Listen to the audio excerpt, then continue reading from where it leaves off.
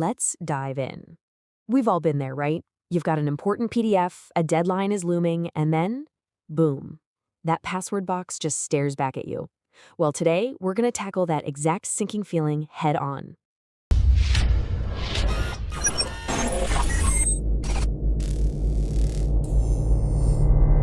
Seriously, you are not alone. It's one of the most common digital headaches out there. Whether it's a document you haven't opened in months or a file someone sent you without the password, getting locked out is incredibly frustrating. But the good news is, you're not powerless. Okay, so here's the first thing you absolutely need to understand. Not all PDF locks are created equal. Before you can even think about getting a file open, you have to know what kind of lock you're dealing with. And really, there are only two. And here's what's so interesting about this. The difference in protection is huge. Think of a permissions password like a simple padlock on a gate. It stops you from doing certain things like printing or editing, but it's pretty easy to get around. The document open password, on the other hand, that's the bank vault. It uses strong encryption, and you can't even peek inside with the right combination. This is the one that requires a real attack. To show you how to actually crack these locks, we're going to be using a specific tool, Accent PDF Password Recovery from Passcovery. It's designed to handle both of the situations we just talked about. So let's get the easy one out of the way first. When you open a PDF that's only protected by a permissions password in a program like this, that lock is essentially removed on the spot. It's a great feature, but let's be honest, it's a little boring. The real action happens next. And here we get to the heart of the problem. That bank vault door, the document open password, needs a much more sophisticated approach. The software offers several methods or attacks to figure out that combination. So let's break down the main techniques you can use. Understanding these methods is the key to choosing the right strategy and saving yourself a whole lot of time. First up is the classic brute force attack. This is the most straightforward method. It literally tries every single possible combination of characters until it finds the right one. Sooner or later, it's guaranteed to work, but for long, complex passwords, that sooner or later could be a very, very long time from now. Setting it up is simple. You just tell the program what ingredients the password might have, lowercase letters, numbers, and then you set a length range to check. Then you hit go, and it starts trying everything from A1 to ZZZ9999 within the rules you set. But what if you remember something about the password? Maybe you know it starts with report and ends with 23, but you forgot the middle part.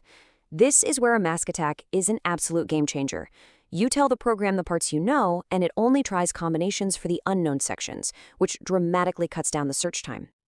You can take this idea even further with the most powerful tool in the box, the positional mask. This is for when you remember the password structure. For example, you know the first character is a capital letter, followed by 4 lowercase letters and then 2 numbers. This attack lets you set those specific rules for each position, eliminating millions of useless checks. And I really like this quote from the developer, Denise Skladish. He acknowledges that it might seem complicated, but he encourages you to just experiment with it. And he's right. Once you grasp the concept, it becomes an incredibly precise and fast way to recover a password. Now, what if you suspect the password is just a common word, a name, or a simple phrase? A dictionary attack is your best friend.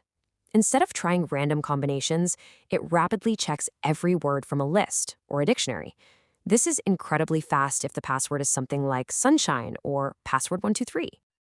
The process is easy. You select the dictionary attack, load up a word list, you can find tons of them online, and you can even tell the program to try variations or mutations, like capitalizing the first letter or adding a number at the end.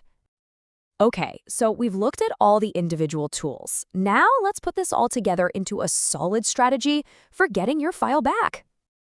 And just to show you how deep these tools can go, it's worth mentioning that advanced programs often let you do things like combine several dictionaries or even create attack scenarios. You could, say, run a quick dictionary attack first, and if that fails, have it automatically start a more complex brute force attack. It's all about automating and refining your search. This slide right here is basically your decision-making flowchart. If you know absolutely nothing and think the password is short, start with brute force. If you remember even a little piece of it, use a mask attack immediately. And if you suspect it's a real word, the dictionary attack should always be your first choice because of its incredible speed. Think of this table as your strategic cheat sheet.